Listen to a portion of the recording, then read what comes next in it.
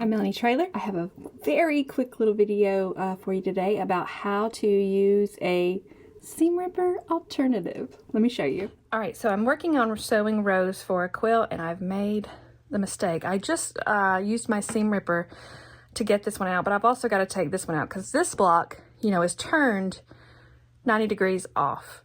So I just want to show you, in case you've never seen this or you're brand new to quilting, how simple it is to undo some quilting, how to seam rip. I use these snips here from Havel's, and these are in place of a seam ripper. So when you're using a seam ripper, and a seam ripper, you know, looks like this, you're always in danger of ripping your fabric, or at least I am.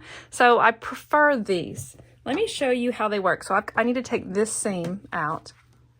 How that works is you'll put the little hook right into a stitch and cut it. And I usually go about doing that every 3 to 4 stitches. So I just clip the little thread. I still call it seam ripping, but technically you're cutting the thread apart. And then, just like that. So I'm going to turn this block like this so it will be accurate. And that is all there is to seam ripping. Right, so links for the Snip-a-stitch scissors and other seam rippers are right below this video. Thank you so much for watching.